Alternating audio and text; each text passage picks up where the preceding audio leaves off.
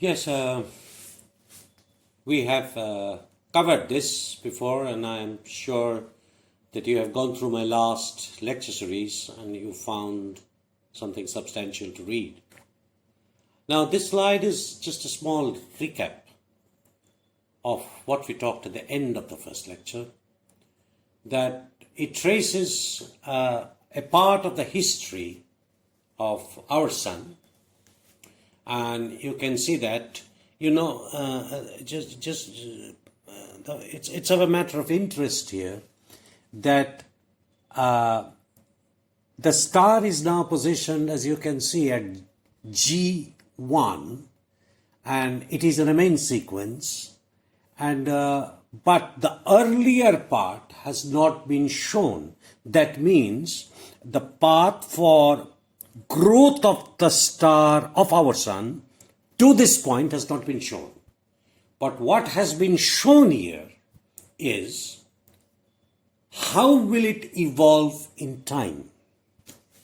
This is shown in this, and you must read it, that from this sequence the star will go into the subgiant stage, and then you will have an increase of surface temperature and an increase in size to red giant stage.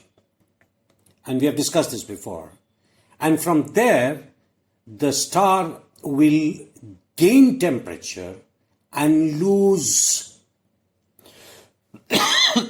gain in temperature and lose its size. That is because it is now, for the part from going subgiant upwards and downwards, you see they are the opposite trends. So when it's going to the red giant, to the position marked helium burning, this is the time when the star is now contracting. From the hydrogen burning, it is now contracting. So the star is becoming smaller and you have increased temperature. So the surface temperature is now increased to higher, about 5,000 kelvins. And also you can see the luminosity or the source of the size of the star has also decreased. That means from here in this zone, red giant to the helium burning, in this zone is where gravitational contraction dominates. Whereas nuclear radiation is not as strong. So what happens is the star is contracting, so bringing helium atoms closer and closer, and at one point of time, and it's increasing the accretionary heat at the core of the star, and at some point of time, helium will fuse. That means helium burning will initiate. And you can see it takes the reverse trend now. So from helium burning to the red giant stage, it is decreasing in temperature but increasing in size. Why decreasing temperature? Because when you increase the site from at helium burning, it produces another tremendous amount of exothermic reaction and radiation pressure acting outwards. So it blows the star up outside, and the temperature is smaller because of course the size has become bigger, but the source has remained small. So you can see the surface temperature decreases, and you can now have the red giant, double shell burning red giant. What is double shell burning? You have hydrogen burning at the core, and the fuel that it has produced, it has now fuel. The hydrogen, one hydrogen plus one hydrogen has produced helium, and helium is now burning up to produce heavier nuclides. And that is why it's called a double shell burning red giant. So it would then produce carbon when it is producing as the double shell burning red giant. On the right hand side in the white you can see double shell burning core, and now here outside it is hydrogen burning, the outer rim. The fuel of hydrogen burning is helium. So in the pink part, helium is burning and it produces inside carbon burning. The ash that is produced from helium burning. And you see, before that, if you go in stages from low to top, that would be better, I think. So in the subgiant stage, you have inert helium.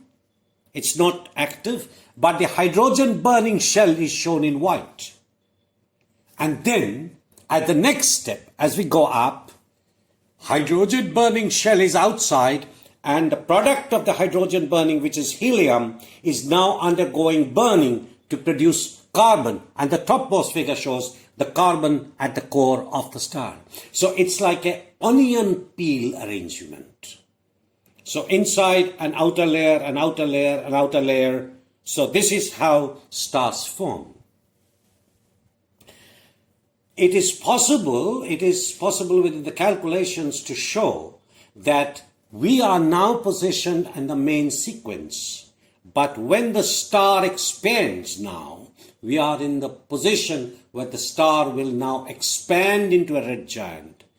The outer photosphere, outermost part of the sun will expand outwards. And you can well imagine that many of the planets that we have after the sun, which means Mercury, Mars, Earth, etc., Jupiter, they will come inside the sun.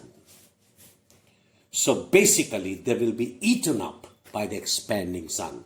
But of course, it takes millions of years. We won't survive that long. But eventually, this will happen. So the planets will essentially go inside the sun. So it would extend beyond Jupiter and Saturn. That's almost at the same place. That would be the size of our sun. And that's not very big. Our sun is quite small, as you can see from the scale. It's not a very big star. As compared to Capella 1 or other stars, it's not very big. So this is how it will happen. Eventually, the element that you will have is carbon. Eventually, the element that we'll have is some helium and hydrogen. And all other elements from that were there in the nebula gas and from the planets, they will show up as small peaks.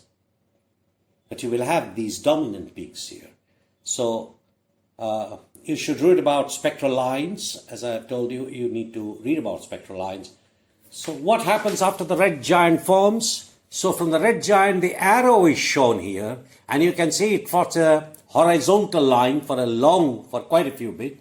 It will be back to the main sequence stars, but there will be a nebula which will throw out everything, and that you will have an incandescent burning carbon.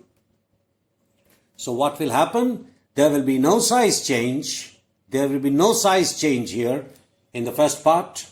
And only thing, the surface temperature will increase as the interior part is exposed, and then it will slowly cool and at the same time lose pressure here. So here you can see on this bend of that, it will become a smaller star, and as we follow it through the white dwarf stage, it will come back as an M-type star. So that will be the fate of our sun. It would be a white dwarf, meaning an incandescent ash of carbon that would slowly cool down in space.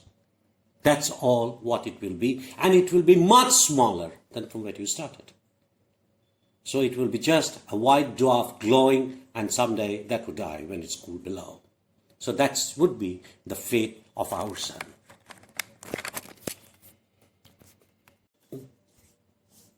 Just to follow up on what I said before,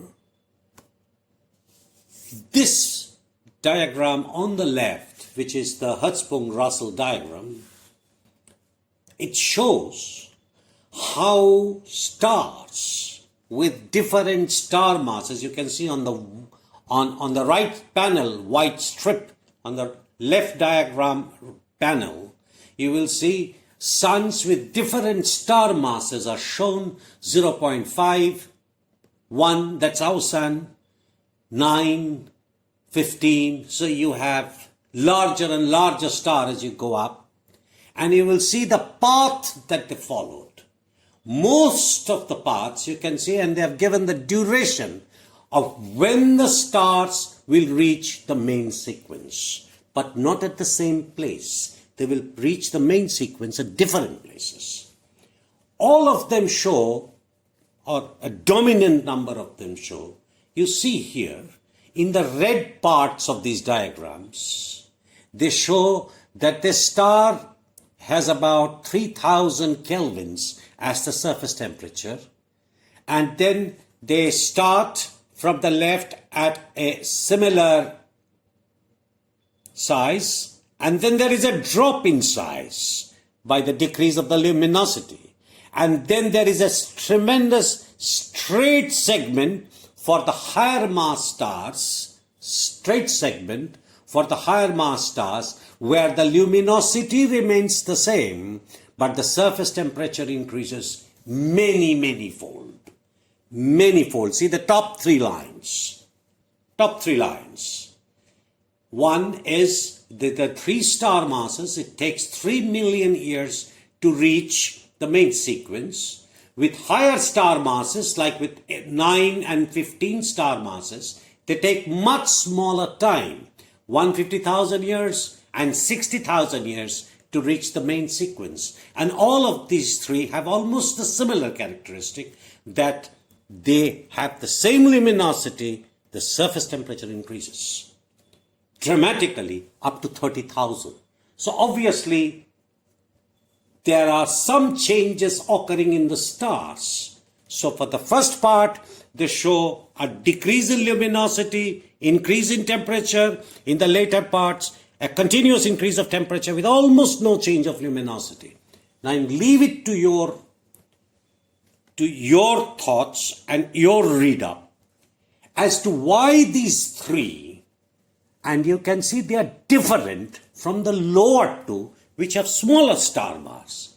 They are similar type of prograde trajectory to come to the main sequence, but there are differences. As they reach the main sequence stars. Have you understood? So now I leave it to you to find out, why is this difference in the two different types of paths? I want you to find out why smaller stars have a different path and a longer duration to come to the main sequence, whereas larger stars have a different trajectory and a shorter duration to reach the main sequence. What happens after that, we are not talking about. But what happens to this? And you try to figure out why this contrasting changes. Obviously, they relate to some sort of processes that's going on in forming the stars.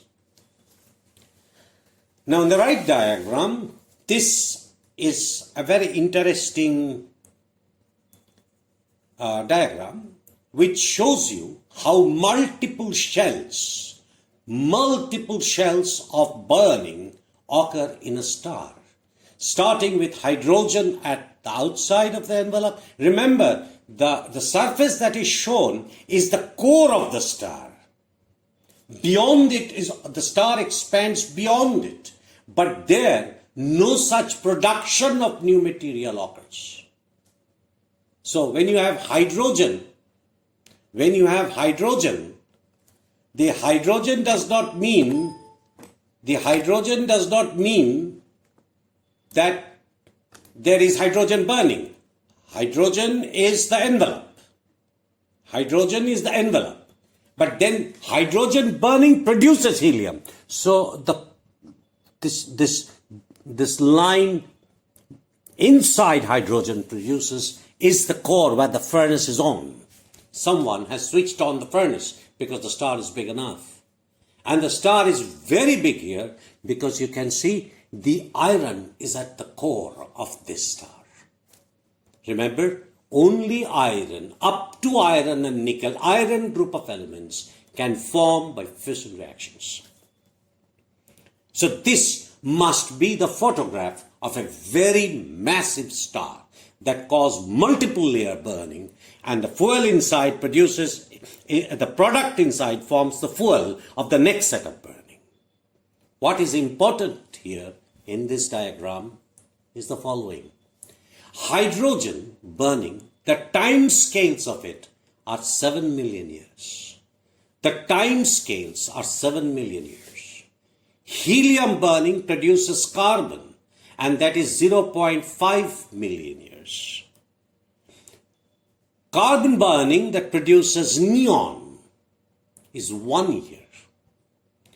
And oxygen burning due to neon, oxygen burning to produce the next element, silicon, is 6 months. Silicon burning, oxygen to silicon burning, takes 1 day.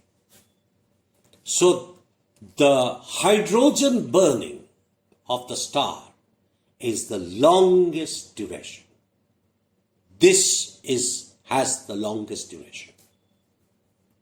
That takes the longest time, 7 million years, compared to silicon burning, which is 1 day.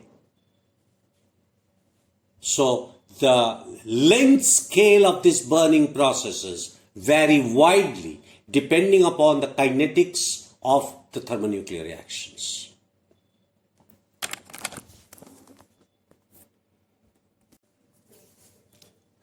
Now, this is a very famous sketch.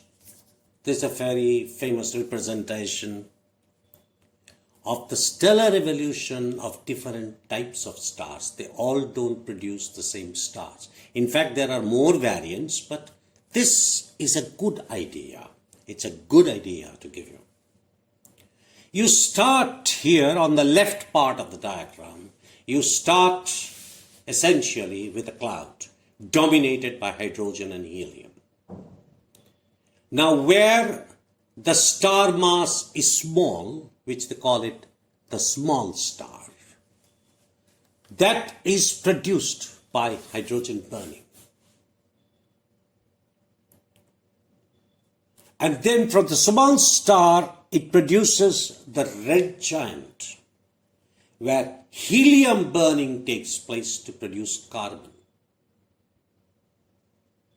And when you have the further stages, when the star explodes, and therefore it exposes the incandescent carbon in the core. And this further on, as I have shown it to you, transforms into a white dwarf, much smaller in size and much lower in temperature. So you can read with me, after 10 billion years, the small star will run out of hydrogen and starts fusing helium, which causes the star to expand to a red giant. After the star runs out of helium, the star will try to combine carbon, which the star cannot combine.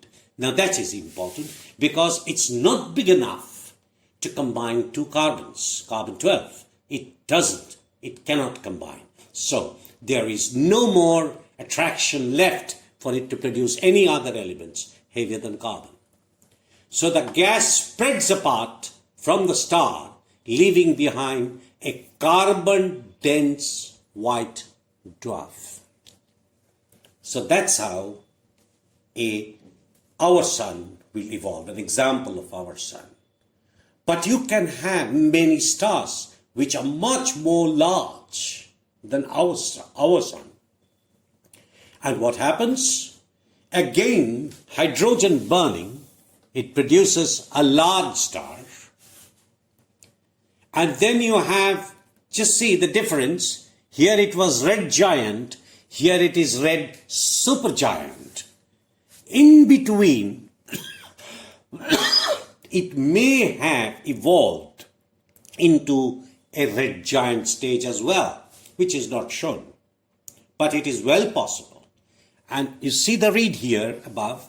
When a massive star runs out of hydrogen, it expands and will make all kind of elements until it starts forming iron. So it will be a multiple shell star which produces iron at the core, at the red supergiant stage. It can form a very dense neutron star, or it can form the most densest object in the universe, a black hole. So on the right side, you have shown there are two stars shown. One is called the neutron star, and below it, it's called the black hole. And in between the supergiant and the neutron black hole pair, depending on the different stars and star masses, you will have what is called a supernova explosion, where we will talk about this a little later. When this happens, material of a part of the star, the outer part of the star, is thrown into space, and the inner star, we will talk about the inner star, collapses. So when it has only iron left, gravity will collapse the star until it explodes from the pressure. When it has only iron left, gravity will collapse the star inside until it explodes from that pressure. So, heavy stars, they produce supernova, and the core of it contains iron. They produce supernova, where the outer part, you have the star, you have the outer part and the inner core. The inner core gravitationally collapses, and the outer core is thrown into the space, and they can produce, and they will be available for further reactions, as we will see. So this is what happens to small stars and heavier stars.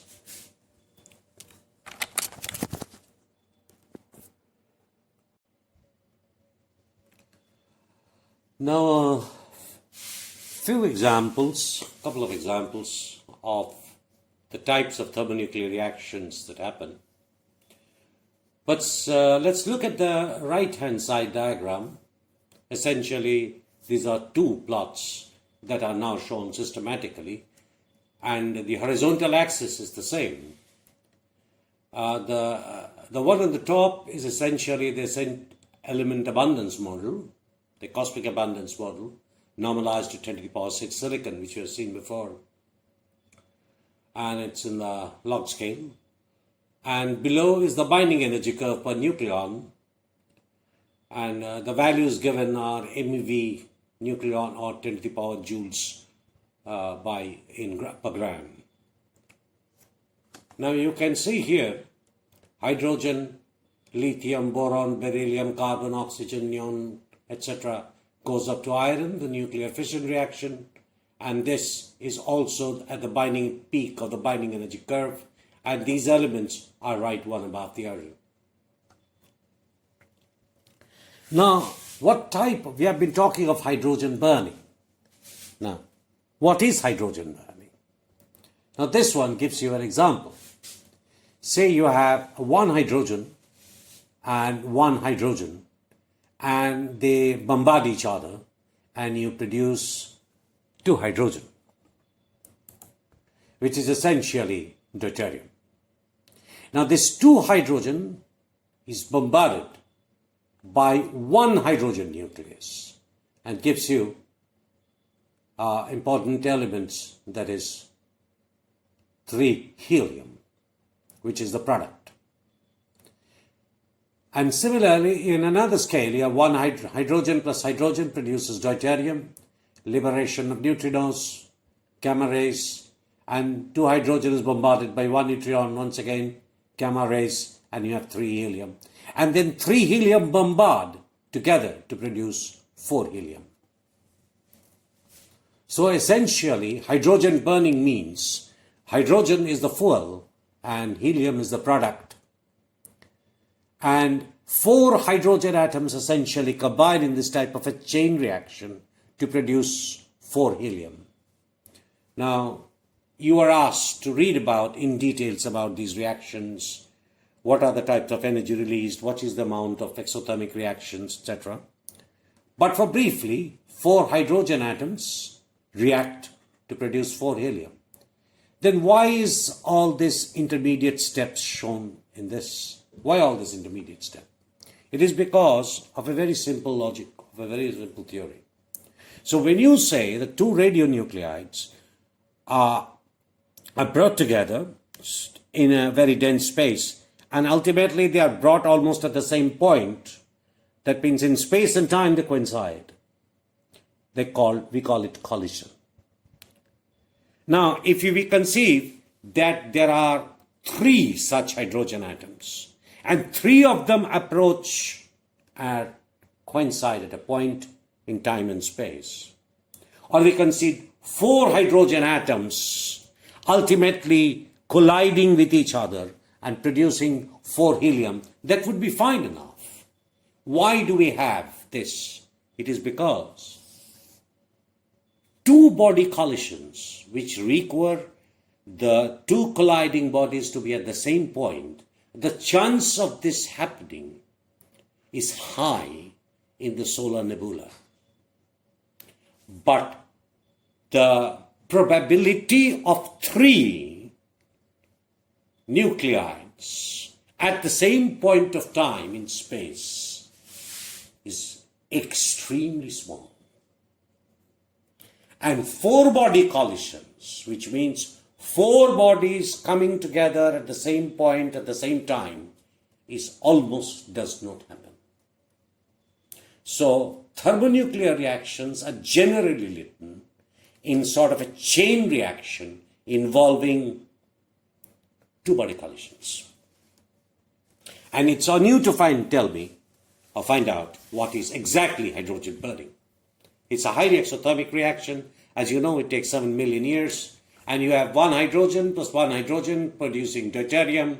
This hydrogen is bombarded and you produce 3 helium. Then 3 helium is bombarded and you produce, with another 3 helium in the chain, you produce 4 helium with the liberation of 2 hydrogen atoms back into the reaction, which are now available for other first nucleation. So essentially, when you have 4 bombardment of hydrogen atoms, you also produced 2 hydrogen atoms plus the 4 helium atoms. So that's the first thing that you study about hydrogen burning. Similarly, if we go to helium and to produce carbon and then to oxygen. So we produce this 4 helium, again you say 4 helium bombarded with another 4 helium, that's essentially an alpha particle, bombarded, and it produces 8 beryllium. But what happens is beryllium self-destructs itself and produces 8 beryllium self-destructs itself and produces 4 helium. It has a very short half-life. So it basically 4 helium coincide and they produce 8 beryllium. But 8 beryllium is so unstable that it goes back to 4 helium. But if there were some 4 helium that could have collided with the 4 beryllium that you produced in a simple term, it's not as simple as this, but this is only very pictorial, that it is 12 carbon. You produce 12 carbon with the emission of gamma rays. And again, if you have carbon and bombard it with 4 helium, you produce oxygen atoms. 4 helium oxygen atoms are produced with the production of gamma rays. If this oxygen atom is now bombarded by 4 helium atoms, then you would produce neon, silicon, and up till sulfur. And this goes on. A complete cyclical thing that happens. But only as you will conceive that to burn helium to produce carbon, it would take a stronger or a super dense star. And for bombarding carbon with 4 helium, it would require an even bigger star. Our star is capable only of production of carbon burning. It does not produce any other material that is produced in the star. There might be spectral lines of oxygen, but those are inherited into the star. It's not a production of our star. Our star can produce 12 carbon. So this is how the reaction goes on. This is called a particular rule. Now, I'm not going to tell you the rule. You are going to find out what the rule is. this multiples of 4. Every time you add 4, you get a peak. Here you see carbon, oxygen, neon, magnesium, silicon, and it goes up to iron. So there are different types of reactions. And this is called the triple alpha process, because every time you're bombarding it with an alpha particle, essentially 1, 2, 3, 3 alpha particles. So that is why it's called a triple alpha process. So I conclude this part, and it's on you to study the reactions that go up till iron. In the next slide, we will talk of fission reactions.